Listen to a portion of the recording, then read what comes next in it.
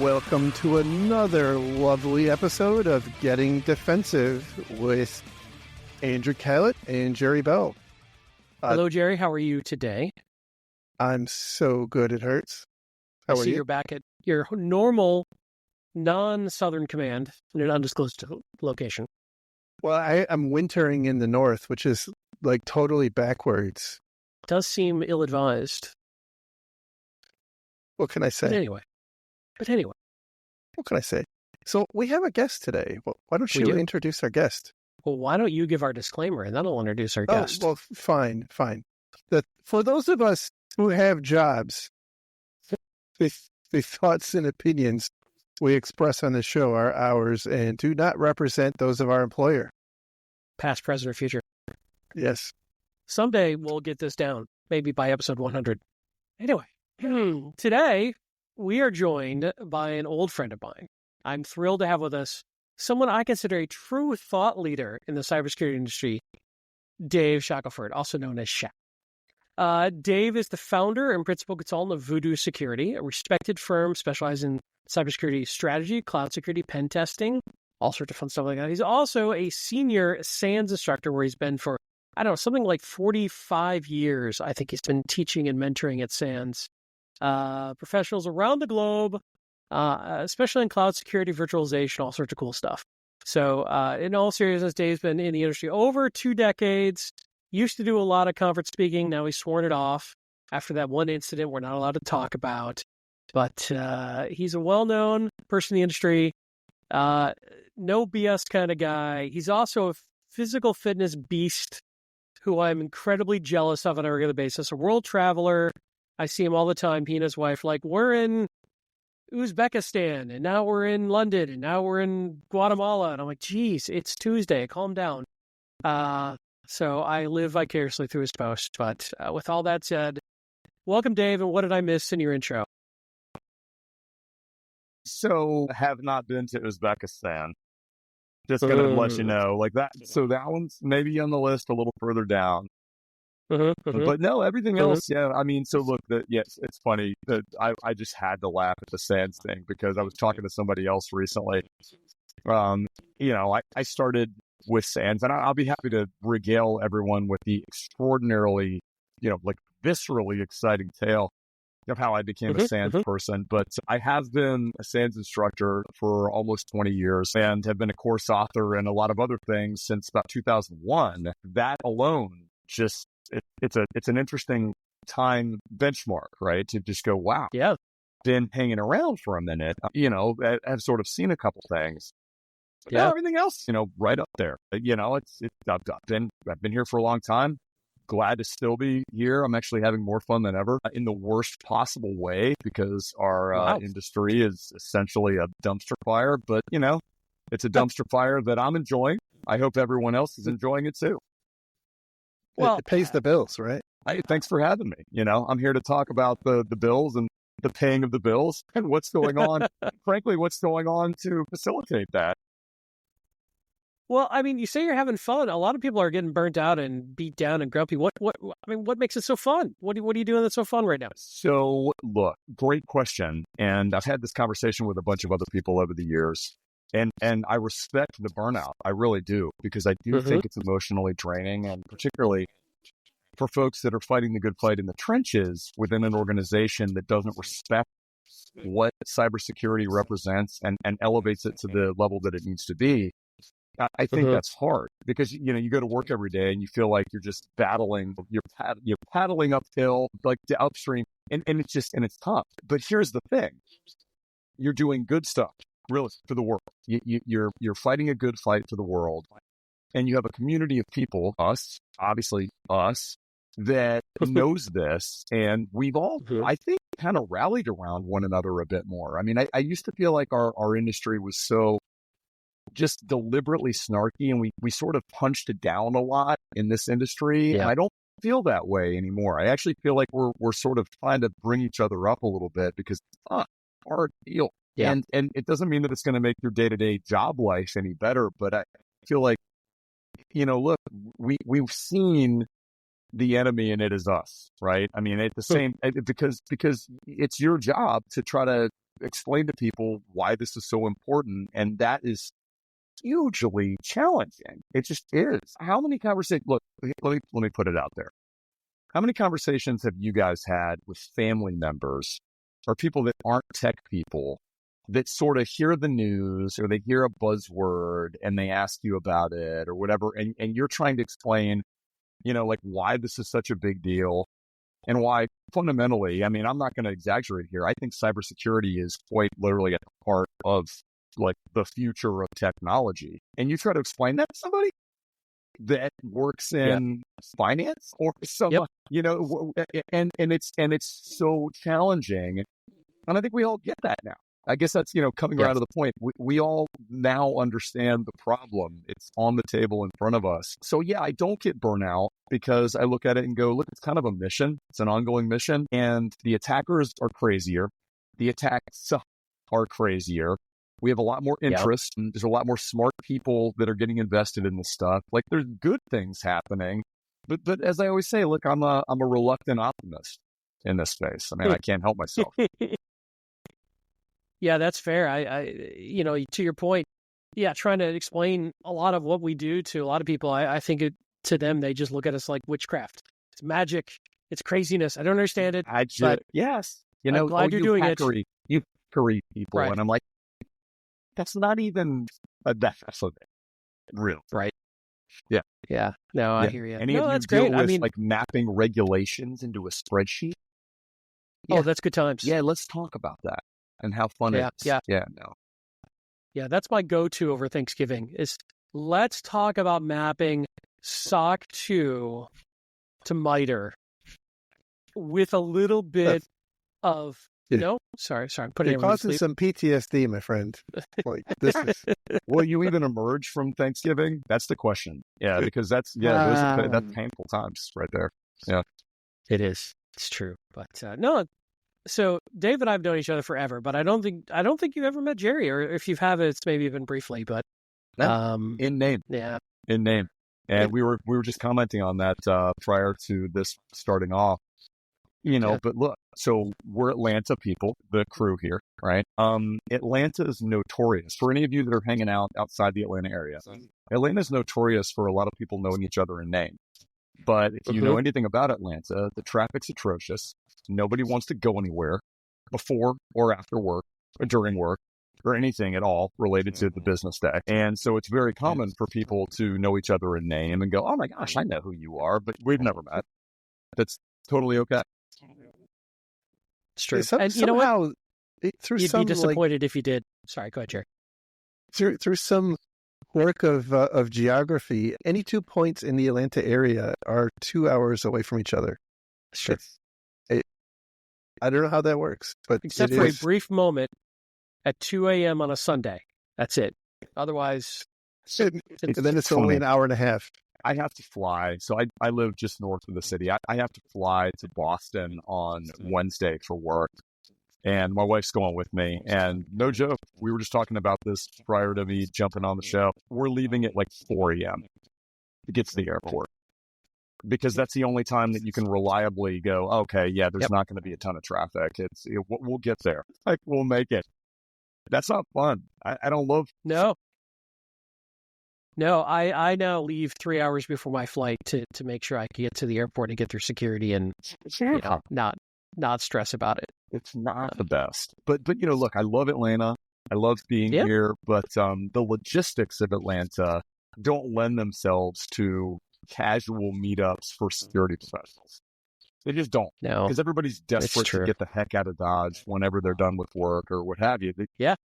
It's been extraordinarily difficult over decades, in fact. So I founded the Cloud Security Alliance chapter here in Atlanta years and years and years ago with some other folks that I'm sure the both of you would know, and maybe some other listeners would know as well. I mean, it was not a, Dave effort. It was a group effort. And we found that nobody could ever get together. It was just like, oh yeah, we're going to have this charter in name on paper and it'll be great. But getting everybody together, forget it. Like nobody hangs out in Atlanta. Come on. Yeah. It's sad. I mean, we used to on the regular, like you and Hamlin would used to get together, but then we all got busier and Hamlin passed away. And then, the more busy I got at work, the more after work I was like, I just want to decompress. I just want to like chill and not fight traffic. Yeah. So, so look, the reality is I turned 50 this year. This was a fun year. Wow. 50. Yeah, right on. Feel great, by the way, as 50, like 50 is pretty cool. But at 25, I was so eager to go to everything I could possibly go to. And I would sacrifice many, many things in order to do so. And I think that's normal. And I think it's frankly kind of expected because you're just trying to absorb. Yep. You're trying to meet new people. You're trying to do things that gradually diminishes. Right. So I don't know if any of you have seen, there's a comedian named Nate Bargatze. Fantastic, really funny guy. He did a great stint on Saturday Night Live not too long ago. But he has this great skit that he talks about people going out in their 20s and 30s and 40s. And in the 20s, he's like, so if somebody calls you up, one of your friends calls you up and you're like, we're going out. And your 20s, you're like, I'll sell my apartment, dude. I'll go. I'm going. Like, doesn't matter. You're like, okay, where are we going? Is it loud? I'm driving separate. And then the 40s, you're like, there's no way I'm going. I'm in Sultan's Shaft. And I think that's a natural progression for anything. But at the same, it's like cybersecurity. How many conferences do we have? How many talks are there? You can't get to them all. You pick and choose your battles a bit more as you sort of age into the industry. I can't get all this stuff, man. Nope. Neither can either one of you. You do the best you can. You find the ones you can get to. You tell yourself you'll watch the videos later. You never do. It depends. Some of them I do, but to be fair, no. To be fair, it's totally true. Yeah, you don't go and sit because you don't have time. You got other stuff going on. And frankly, man, as I got older or more deeper into the industry, I think I mostly went for LobbyCon anyway. And which is sad because people do put a ton of work into these talks. They give good talks. I try to give good talks, but man, it's just, I don't know. It just turns into something different, I think, as you get older. And I think that's okay. I think, like you said, when you're younger, you are just paying your dues. You're absorbing everything. It's like I get hit up all the time too from all these vendors about, hey, we're doing this happy hour. We're doing this. We're doing that. And I'm just like, I'm sorry, guys. It's not that I don't like you. I just like not working too sometimes. But I mean, look, I used to make fun mercilessly, if I'm being, honest here, about just the number of conferences we have in this industry. It felt ludicrous. It felt crazy. It felt silly, in fact. Like, there's several a day all over the world. How much do we really have to talk about? And, I won't go back to that argument. I've sort of softened on that stance because I'm like, look, if there's a need there and it's an opportunity, especially for like a local community, who am I to get in the way of it? I want people to go and enjoy hanging out and meeting other professionals and hopefully getting some good content. But I can't get to all that stuff. I got to be a bit more selective. And I think that just does naturally happen. I mean, and the other thing too. So I'm going to be honest here too. Look, I'm curious to hear both of your opinions on this one. The big ones are not as exciting to me anymore. I don't get super excited about Black Hat. I don't get super excited about RSA. I used to go talk at those. And so I was like, okay, if I'm talking, then that's like, if I'm speaking, that's different. Those aren't the really most interesting ones to me anymore. I mean, to some degree, I think there's some benefit to going if you meet people. Hallway Con, as Andy said, meet people, hang out. There's so many people there. It's kind of cool. But am I fired up about going to Vegas in the middle of the hottest part of the year with everybody wearing black clothing to hang out and talk about security? Absolutely not. You know what? I think I can give that one up. Just being honest, I think I could probably pass. Deodorant might be a little optional. Showering might be a little optional. On-funk is real, my man. Yeah. You know? Look, I know. There was a time, and this is me just being old. I remember going to DEF CON back in Alexis Park, which just dates me tremendously. Me too. And it was a couple hundred people who were hardcore weirdos in the industry. Right? And I'm not saying it's not trying to say it's too cool for school. No. It was just a completely different vibe. And I didn't even fit in well there. I was never a hacker. I've never considered myself a hacker. But it was a really cool environment to be around, and I learned a lot, and I met a lot of really cool people and some folks we know who are deeply into running those cons at the time, and it was a really neat experience. But as I got older, man, it just got so busy, logistically challenging. And frankly, now, anytime a con's coming out like RSA or anything big, my LinkedIn and email just gets flooded with every sales rep on the planet saying, hey, you want to meet with our CEO and our executives at blah, blah, blah, blah, blah. I'm like, no, this is not where I go. And, so we started going to smaller cons, like when DerbyCon was a thing, that was one we enjoyed, and ShmooCon and such. But the other thing I'll say, and I didn't know we were going to riff too much on cons, but it's a great conversation. I think different people at different portions of their career get different things out of cons, and that's all great. And I think different cons have different focuses, but to say that one security con represents all facets of the information security professional and amateur community is insane. We all have such different focuses and such different places we're coming from.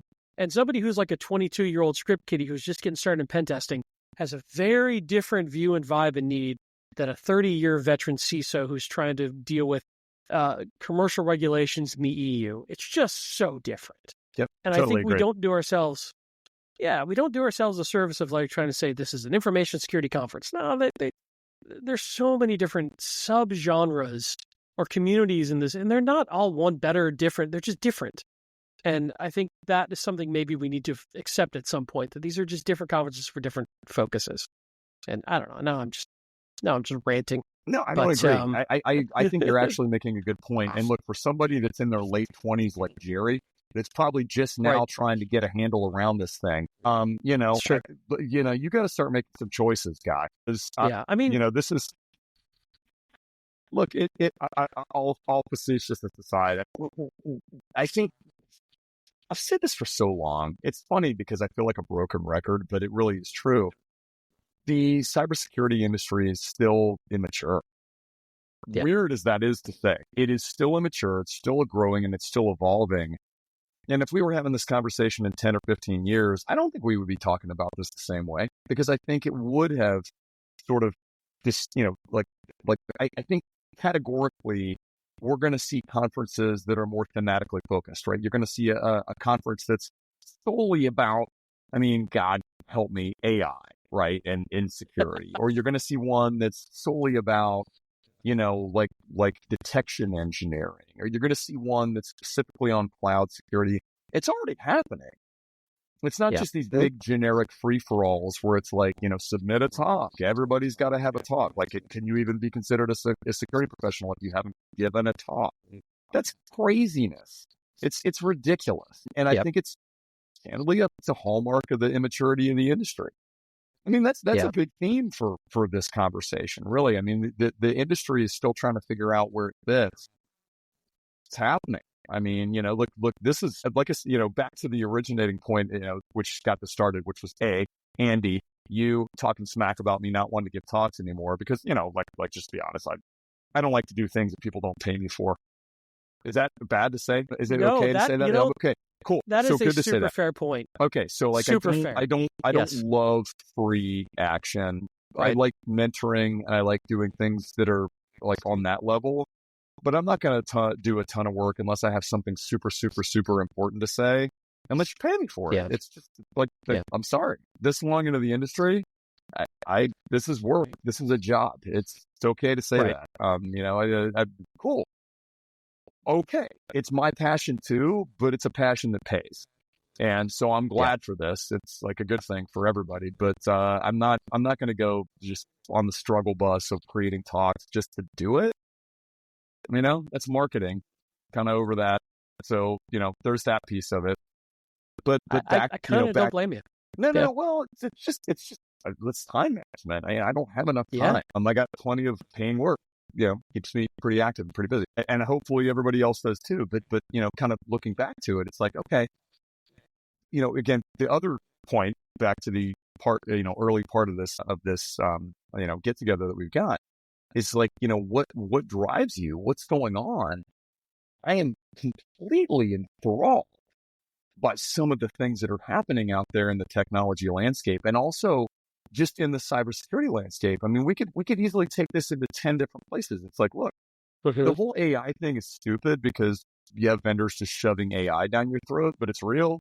It's not going anywhere. It's a legit thing that's happening. I got a pretty cool anecdote on that in a minute. Number two, it's insurance. It's the elevation of cybersecurity into the C-level.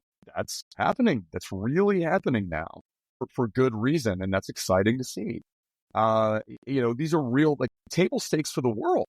I mean, you got election security, you got, deep fakes that are like, manipulating people and their opinions on everything. Like, there's stuff that's happening out there in the realm of cybersecurity that how could you not be crazy excited about the opportunities for us to potentially do something good for the world? Doesn't mean it's getting easier, but right. I think it's certainly getting more interesting. I really do. Well, those are all like huge topics, and I'd love to explore them a little. I know. So obviously, you're doing a lot of freelance work, which is great, and you kind of get to pick and choose the projects you're working on. And what do you see that's, especially over 20 years, like what do you see evolving, and what's lately? I know I'm asking all the questions, so Jerry, at some point I'll let you ask a question, but not today. Yeah, why don't you just back off, Jerry? 28-year-old junior pen tester, Jerry. So anyway, I don't know why we're giving you a hard time today, Jerry. You don't deserve this today, actually, right? But I'll just take a sip of my beverage. It's fine. It's definitely not alcoholic. Sure. But so look, here it is. I've been having some of the most interesting projects of my entire career in the past 12 months. Not even kidding. Like maybe that's what gets me pretty fired up. I'm having a blast working with clients, and some of it's funny because some of it's really interesting, kind of progressive stuff, because it's like deep fake recognition. How do you incorporate deep fakes into like security awareness training? What makes a deep fake interesting? What does it look like from a social engineering perspective? I do a lot of social engineering work. So I look at this and go, okay, now you're talking about some really cool stuff. Like, this is really interesting. And there's things to back that up. It's not just like, oh yeah, we're smart people and we think this is interesting. Somebody handed $25 million to a scammer because they created a bunch of fake people on Zoom that looked like the CFO and the whole team on the finance team. And it's like, okay, that's real. Like, okay, that's really cool stuff. It's terrible, yet cool, for us in the cybersecurity industry. So I do a lot of that work. But let me tell you an area that is so intensely boring, yet rewarding. Perfect. No, because this is the stuff that gets me fired up. Look, I am that person. Any of you that know me, I mean, I know, Andy, you know me pretty well. Jerry, you know me by proxy.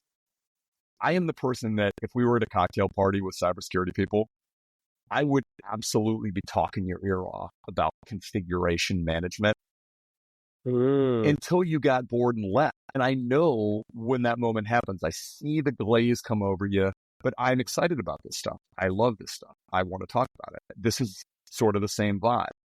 I have done a bunch of projects in the past, let's call it 18 months. It's a little bit more than 12. And it's totally driven by ransomware, blah, blah, ransomware, blah, blah.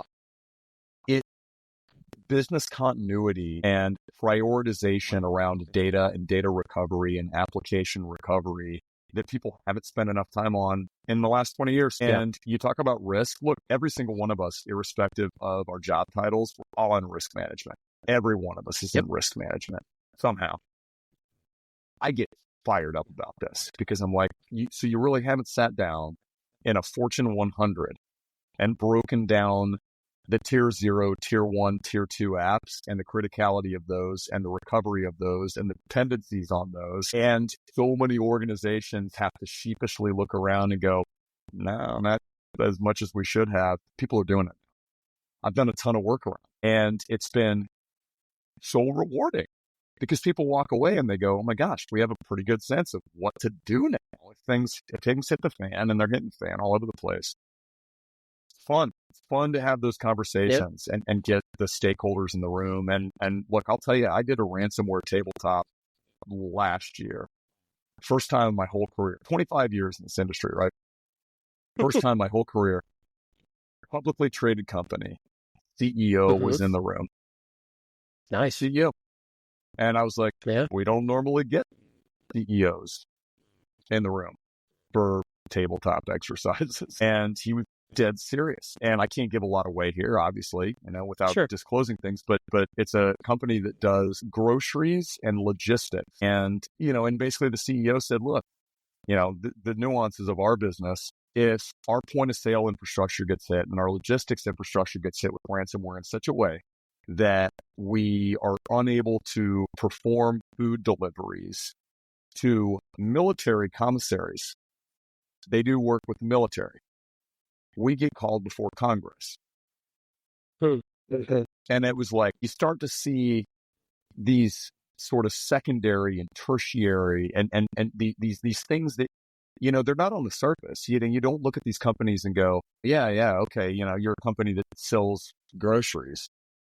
Yeah, but you also do massive scale food delivery for the U.S. military. And if you don't deliver stuff in a contract, that's a breach of things beyond just a normal business relationship. And it was just a fascinating moment for me because I went, look, after all these years, I'm still learning stuff. I'm like still figuring out that the risks and the parameters around that, they're vastly beyond what I always see on the surface. And I think a lot of us do. We're starting to realize that. Cool. When you're doing like this, kind of DR planning or business continuity planning, and you're getting these guys to define tier 0, tier 1, tier 2, do they have trouble with like everything's a priority and like they really have trouble stack ranking, or are they pretty good about, kind of really figuring out what the crown jewels are? Well, as any good consultant would say, Andy, it depends. But no, I would say the majority actually fall in the good camp. If you get the right people in the room, what they realize is like, look, nothing works unless this works. And look, it's the classic stuff. It's like, okay, Active Directory is broken, everything's broken. DNS is broken, everything's broken. Right? A lot of times, which sadly today, we don't need to go down this rabbit hole, but VMware is broken, everything's broken. Right? Like, so there's those fundamentals, but what's fun is when you go one level up from that. Which is like, okay, so SAP is having a bad day. What's breaking that? And all of a sudden, everybody goes like, so, like what depends on or Oracle, like God help you, or some of those things, like Power, AD, DNS, DHCP, like these 4 things, everybody goes, check. But you start moving up one level from that, that's where it gets fun. And sometimes you'll get wildly differing opinions, but a lot of times what you'll get is the first conversation they've ever had around it. And it's really fascinating to have them sit in a room, them, the collective them. I'm just the consultant that gets to nod, judge from afar or whatever. But you get the people that have to deal with this stuff and they look at one another and like, what would we do? Like, is that Bob that's going to do that recovery, or like who's is it, like, it's fascinating. And it's the stuff we should have been talking about forever ago that we're really getting around to now. So what's changed? What's changed that has caused organizations to start paying attention to it? Executive level attention, period. Look, you guys are long-term veterans of the industry. For anybody that's listening and hanging out here, how long have we all sort of railed against the concept of FUD?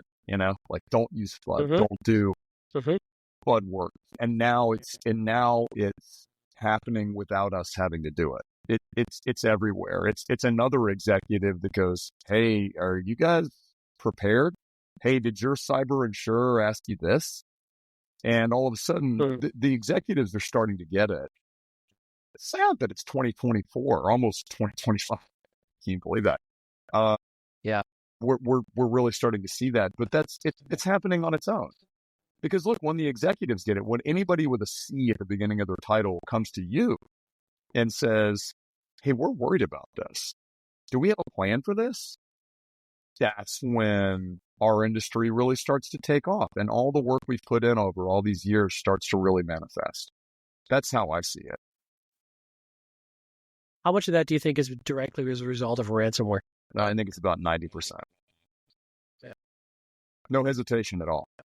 In fact, the way I describe ransomware, and I have two ways of describing ransomware. I'm like, look, it's more sophisticated now than it used to be, but it's the equivalent of getting mugged in an alley. It's the cyber mugged in the alley. Somebody just hit you over the head and took your wallet, or took your purse. With some of the extortion stuff and the other things going on, it's a little beyond that now, but that's one piece. But the other piece is the silver lining of ransomware. Everybody's getting hit. It's an equal opportunity attack vector. And so everybody can talk to it.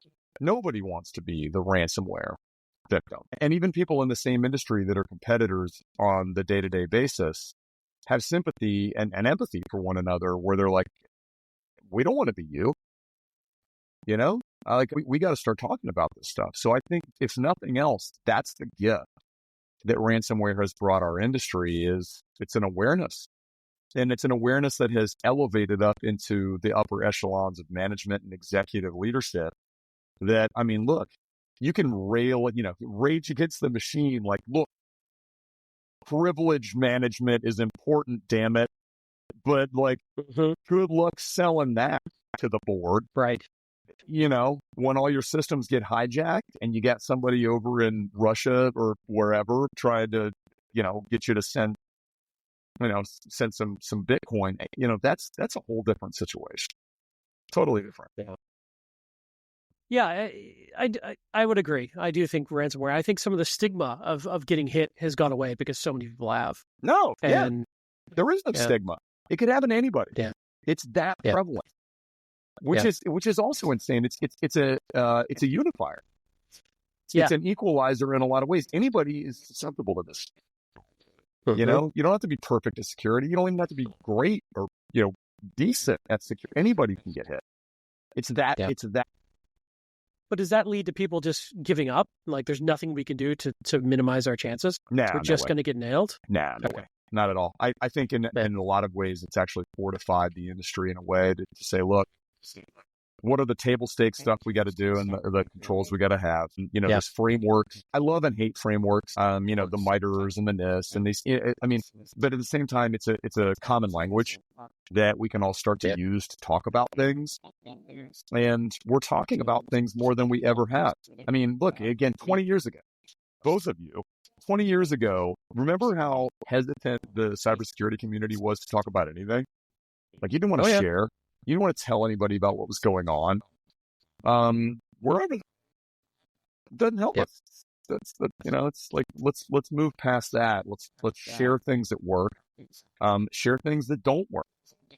All this stuff is finally starting to coalesce into, I think, a better intelligence community collaboratively that we've needed forever. So, look, it sucks in the moment. But I think the ramifications of things like ransomware actors and these much more sophisticated ransomware actors that might be state-driven, it's going to be that we're getting better. I think and I think we'll get better quicker than we have. Yeah. Hell, 20 years ago, Jerry still had hair. I did not. So good for you, Jerry. Time ago. It was a little longer than that, but all right. Okay. That's fair. All right. Last question for me, and then I'll let Jerry chime in here. Where do you fall in the paying the ransom and the extortion debate? So this is such a tough question. And you knew this when you asked it, Andy. Because it's nuanced, man. It is. Yeah, it is. On the one hand, it's very easy to shake the fist and be like, no way, we're not paying criminals. This is all business at the end of the day. Cybersecurity serves business. I think some of the recent government regulations and things around payment to, say, like terrorist groups and such, that's changing it. Because look, if as an organization are immediately about to be in violation of the U.S. government on paying like known criminal or known terrorist group, you kind of can't do that, and that's making it a little bit more tricky. But my general landing spot on this one is it's business. And smart businesses look at this and go, okay, we're held for ransom. Our recovery projection is 2 days. Because the reality of everybody thinking that they're going to be able to take their data and get back to recovery is so hilariously overblown. That's a whole different conversation. But like, okay, let's be realistic. It's 2 days. We're losing $1 million an hour. Mm-hmm. Let's go on ahead and get out of this. Yeah. Look, I don't blame executives for making the decision to pay the ransom and get out of the thing. Like, look, imagine, if you had a kid and they were being held for ransom by some, Mexican cartel. And they said, give us $3 million and you can afford it. Let's just assume you can afford it. And you'll have your kid back in, 12 hours. Pay it. Do I like the kid? There's a huge dependency on whether or not the kid is someone in your favor. So yes, obviously, but it's like, do you do that? I think that the emotional response for any parent would be like, of course I do. If I can afford it. If Bruce Wayne's parents could get Bruce back from Mexico where he decided to go surfing with his friends, they're like, done. Yeah, here you go. Give Bruce back. We're moving on. I think a lot of businesses would look at this and say, look, if we can minimize the impact to consumers and customers and partners and potentially avoid okay. Let me take one step back and let me give an example. Sure. Because I think it's relevant. I think it was last year. It's getting fuzzy in these years, but I think it was 2023. Correct me if I'm wrong here, but it was the difference between Caesars and MGM getting hit with ransom. Remember those? Mm-hmm. Guys, remember those? Which one absolutely ate it and which one got back in business pretty quick? Oh, yeah. I think, was it Caesars got back pretty quick? Oh, man. Like you said, it gets fuzzy. Well, we all remember MGM, and I think the point is we don't remember Caesars. Caesars paid, and it went boom. MGM was advertising for a Linux admin for $150 an hour for the most nightmarish job on the planet that we all laughed about because we realized that every single one of their systems was hijacked still. And they had to completely reformat them. And the total cost. It's estimates and things. We're flying by the hair here. But I think it was like 10 million for Caesars. I'm again trying to remember this. And it was 100 million for MGM, and they still had more problems because they fought it. And so it's like, look, I think you've got to be pragmatic on this deal. The day will come where this is no longer like a reasonable conversation, but it's not today. Yep. It's not. Yeah. I think you got to be honest. And my one piece of unsolicited advice is for most businesses, have this conversation where you're not in the crisis. Try to do it when you can be calm and non-emotional and pragmatic about it. Yeah. And game it out. It's tough not to get emotional about this one, though. Yeah. Jerry, I'm completely dominating the conversation here with Dave, so please. See you soon. Hang out. I'm enjoying it. So what do you see in your experience? What do you see are the main contributing factors to people getting hit by ransomware these days? And how have you seen that changing over time? You mentioned what that was a terrible question. Never mind, Jerry. You don't get to ask questions. I can answer it pretty succinctly, actually. I'm teasing. Because the sad truth, and this is like, you kids get off my lawn moment, it's the same stuff. Same old stuff. It's lack of inventory. It's lack of hygiene. You don't have consistent configuration practices, patch practices. You have things exposed to the internet that have absolutely no business being exposed to the internet. Being a big virtualization guy, and he mentioned this right at the beginning, right? I always used to laugh with my classes at SANS, and I'd be like, all right, we're doing a real world experiment. I'm going to pull up Shodan, and I'm going to go do a search on VMware's administrative console exposed to the internet and see where it is. And it's astonishing how many people have that stuff on the internet. Doesn't ever need to be on the internet. And you start realizing that people just don't have smart practices. around this stuff. And it's not even just that. It's like, there's IoT. There's all these things that are progressively making it more difficult, not less, to get a handle on what we have, what shape it's in, and how exposed it is. And that's still the problem. I mean, I think it's going to consistently be the problem. What's funny is, because I've been such a big cloud person for years, anybody that knows me knows this, cloud's made it worse. Yeah. 10 times worse. Cloud I would say it's 10. Solved the problem. It's made it absolutely worse.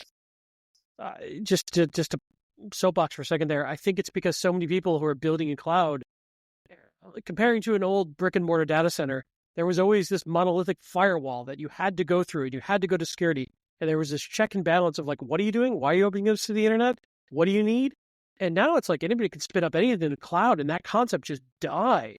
And it's open first, and then like, just have a nice day. And boy, is that attack surface management becoming a bigger and bigger part of my job. It is.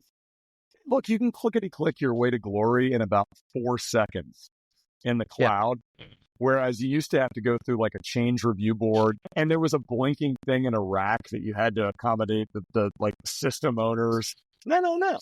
You can just go into a console or through an API or a CLI and just go clickety-click, done. And then a thing now exists. And who knows what its exposure level is. So it's like, yeah, it's a big problem. And I don't think that's going to go away anytime soon. People are starting to get it, but it's like, I don't think it helps the situation. The attackers have figured that out. Yeah. Let's leave that there. The attackers are not stupid. They know the cloud is it's a quagmire. It's a swamp.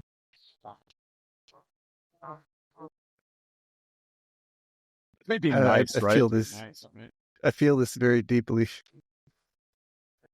Yeah, and look, I'm an optimist. Let's remember, right? I'm an optimist because I'm like, look, it's going to be great. But until it's great, it's going to be a swamp. So, just get ready. And it's funny. I have a couple organizations I work with that are still, they're not quite at the dipping the toe in the water. They're a little further along than that, but they're not huge cloud. Yeah, like they're mostly still on-prem, and they're kind of making their way into cloud, and they're already starting to realize that. They're like, wow, you give them a little bit, they take a lot. Some of the dev teams and some of the tech teams that are involved in this, and they're like, we can have a big data lake in an hour. And I'm like, but is that what you need right now in your life? And who is going to protect it, and who understands it? And it's like, technology is just, I call it, running fast with scissors in the dark next to a cliff. That's where we're at. Have fun.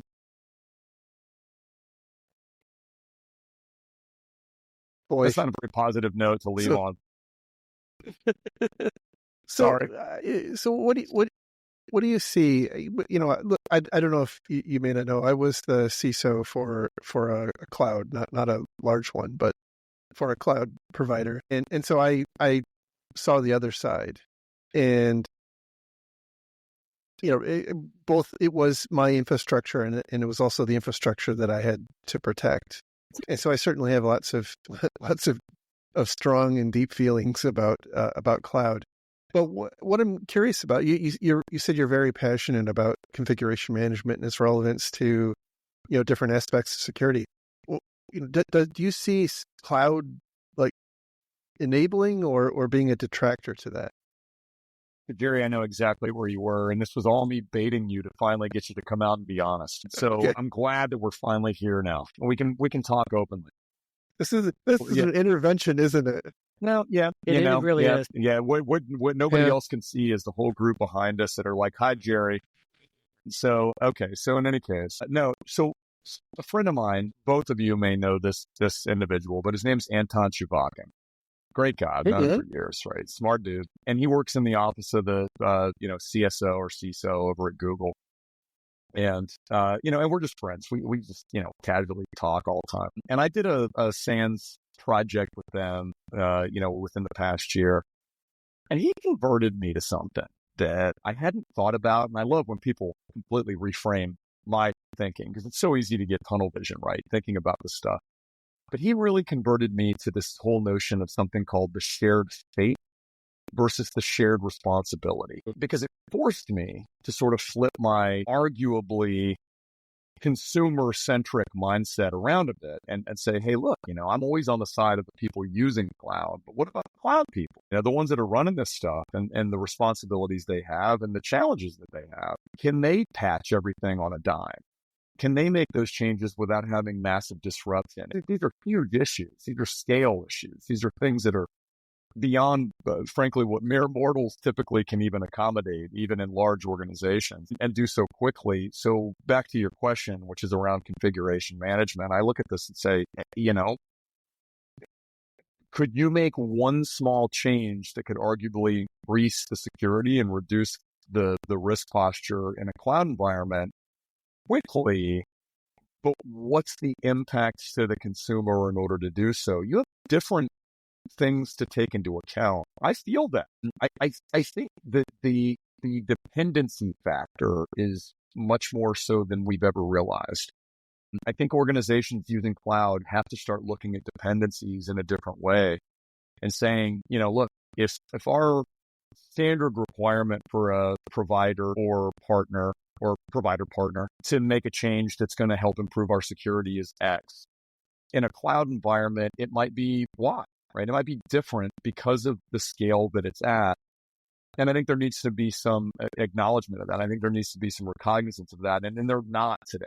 Candidly, there's just a lot of people yelling and screaming into the void because they're like, oh, the cloud providers aren't being transparent.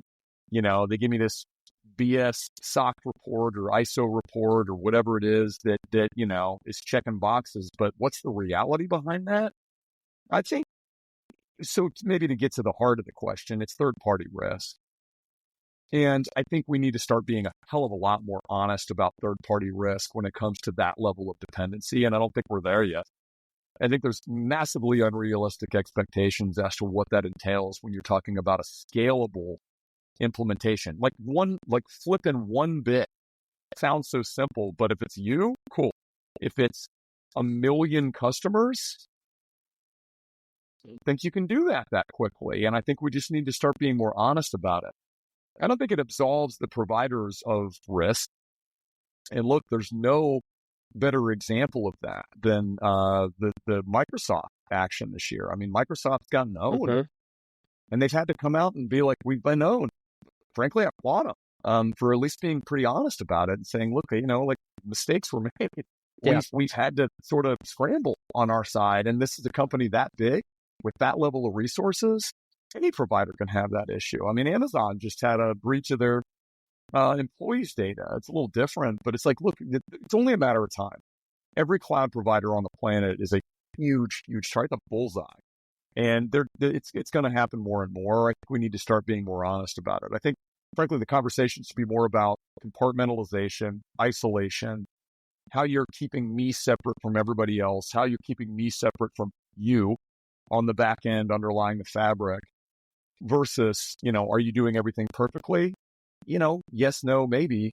I need to know that you're keeping me in my own little bubble, right? To where I'm more in control of my own stuff and anything coming from behind the curtain is less likely to influence me. And we're not there yet. We're still not there after all these years.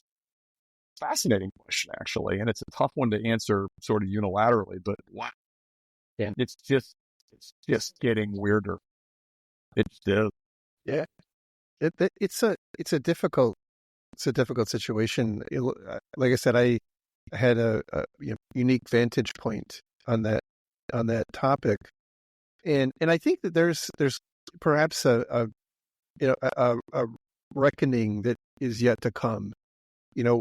Certainly, I think most organizations are feeling the impacts of like the ever increasing cost of cloud, and so you're actually starting to see some companies, backing off of cloud. But what you just described is objectively correct. So you can't argue with that.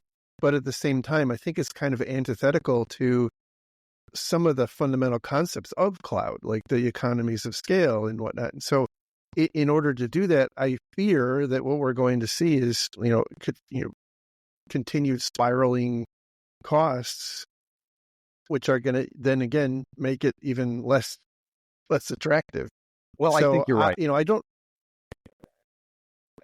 I used to think, 10 years ago that over some timeline, we would see IT, like corporate IT be more like voicemail and phone systems. Like you just don't have them in your, like you like who has a voicemail system, in their office, and who has a phone system anymore? Like you just don't do that. It's really not done. Those are all up in the cloud. And I'm not so sure about that anymore. So look, you're not sure about voicemail systems, Jerry? No. Man, I'm not sure about You need to get with it.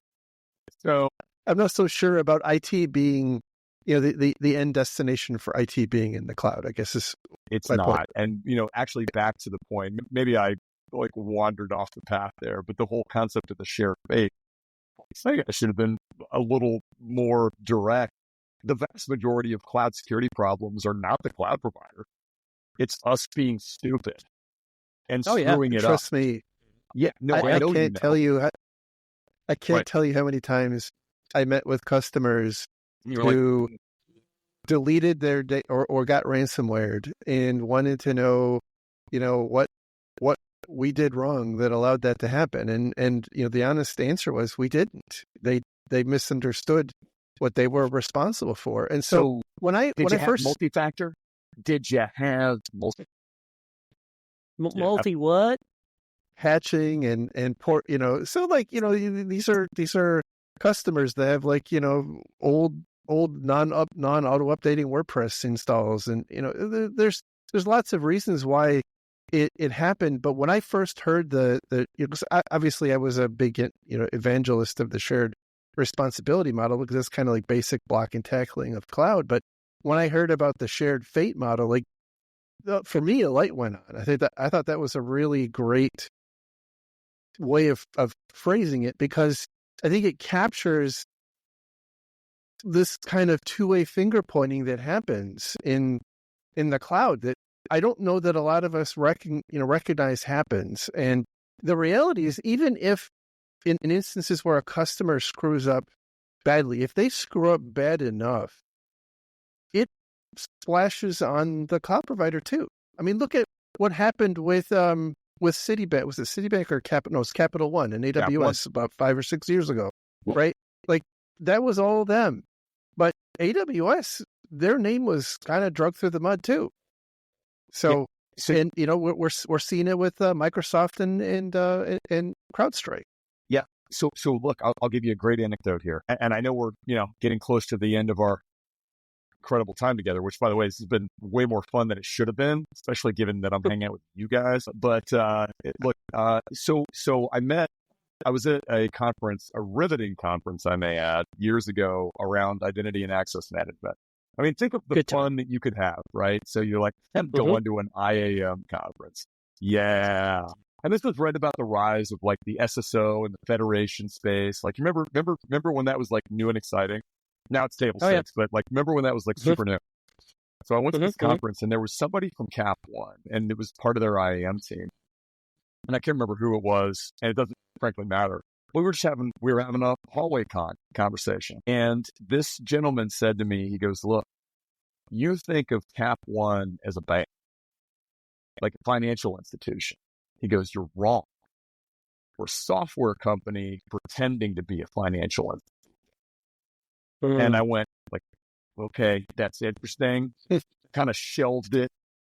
It's not. They're a technology company, and they're very savvy on cloud. And I met a bunch more people over the years from that organization that were, I mean, frankly, some of the most knowledgeable people about cloud that I've ever met.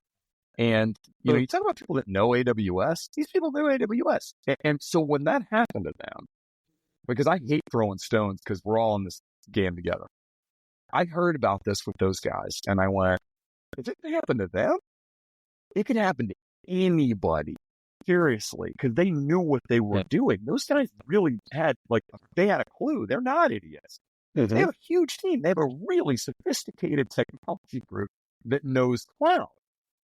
And I look back at this and go, so yes, it opened up a lot of people's eyes about some of the nuances of AWS. maybe we didn't realize. But it also made people go, hey, wait a minute. Even the most sophisticated organizations out there can have these problems because cloud moves fast. There's a lot of, nuts and bolts and just pieces and parts. And it's like, does anybody have a full inventory of all the APIs they got? Do we even want to go there at the end of this hangout that we got going? We don't. But it's like, no. It's the technology landscape it's moving so fast. And it's getting so much more complicated that I think I look at the young people getting into this industry and I feel for them because you're going to be running fast. I had a conversation with a CISO. I'll give you a last anecdote here, right? CISO I've known for 20 plus years, like a friend at this point. And we were talking about maybe 8 months ago. It's probably about 8 months ago. And he's getting ready to retire. Yeah, so he's in his early 60s and great dude, great experience, been around, he's seen it all, kind of guy. And we were on this on this call and he's just like, Dave, I'm getting out. And I'm like, yeah, good for you. I'm happy for you, like go get on your boat or whatever. And he goes, no, I'm so happy I'm getting out because of AI. Yeah. And I was like, so tell me about that. Tell me about that. And he goes, we're going to lose control of this thing. Like today we're talking about it and we still feel like we have a little bit of the narrative under control and security. 30 years from now, it's not going to be that way. It's going to have vastly gone past us and we're going to be running like crazy to even try to keep up with it. And like total candor, the guy said, I'm glad I'm getting out before that. And man, that resonates so much. Yeah. Hit me. And I was like, I feel that.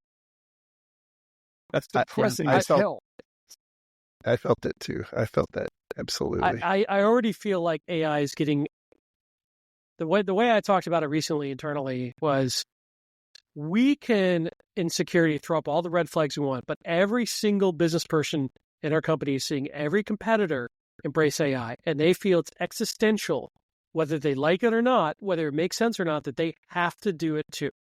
And there's no way we're going to stop that train. No. So you can either stand in front of it and get squashed and no longer have any influence or ability to help, or you just buckle up, put your big boy pants on, and try to mitigate the damage. But it is absolutely going fast. What we faster need than I think is the Venn diagram of AI and ransomware to converge so that we get the narrative back, my friends. Yeah. And to be fair, that's okay if business is making that call. What I want them to understand is the risk that they are taking on, which I don't think they understand. No. But I also think a lot of IT people, and in particular security people, have this, I think, wrong-headed view of AI, and they're equating it more to like blockchain. It's a passing fad. Just keep your head down, and people will realize what a stupid idea it is. And I really don't think that these people are looking around and seeing that it's already everywhere. Yeah. Right. At least in the marketing. Well, I mean, it's in every one of your web browsers and your email clients, and it's in your phone now. And, and you've got companies selling AI ops and, to automate IT. And I mean, it is diffusing into everything. And so I agree with your friend. Like that scared the crap out of me. The other thing that scared the crap out of me was personal liability for CISOs, but that's a whole other story. Do we even want to go? Look, so I will give a plug here at the end since we're talking AI. But I don't know if anybody's a fan of some of the writings of a gentleman named Yuval Noah Harari. Probably he's pretty famous for writing *Sapiens* and *Homo Deus* and these other big brain books, but he just wrote one called Nexus. And so just prior to Nexus, which I mean, just honestly just got released, but just, just before the pandemic, he released this one called 21 Lessons for the 21st Century. And he was sort of foreshadowing this. And he was talking about AI and some of these things. And he's like, look, it's not going anywhere. And what you're going to start seeing is this massive increase of technology that becomes more trusted than human beings, right? And, he gives some very banal examples of like, Google Maps. Ignore Google Maps. It says go right, you go left. You get stuck in traffic, you miss the meeting. You're like, damn it. You do it again, same thing. You trust it the next time you get to the meeting, you start to trust it.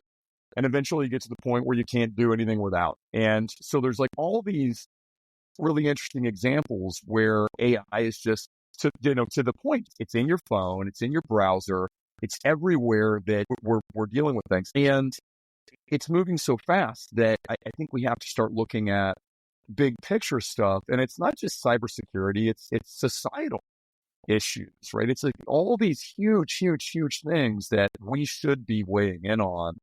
It's interesting stuff, right? To the gentleman's point, that I was speaking with, I don't blame him for wanting to get out.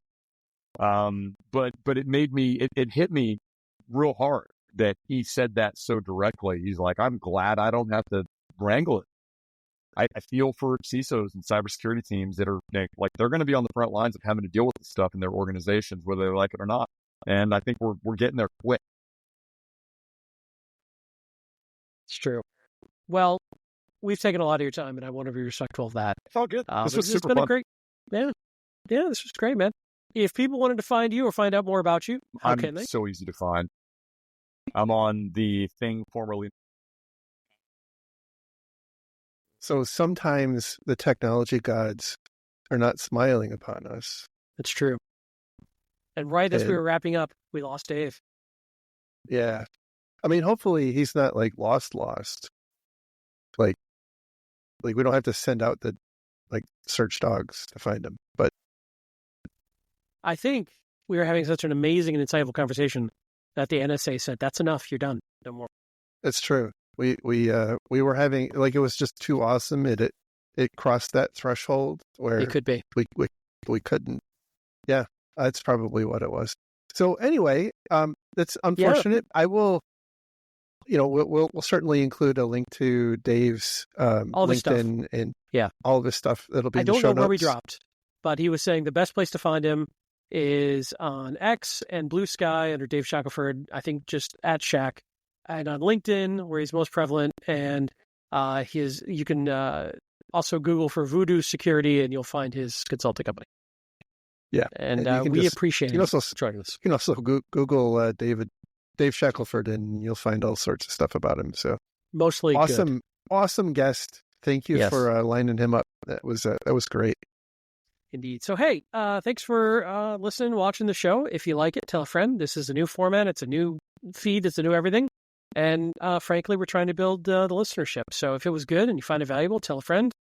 We are eventually going to try to get some sponsors to cover our costs and make a little beer money. So viewership matters.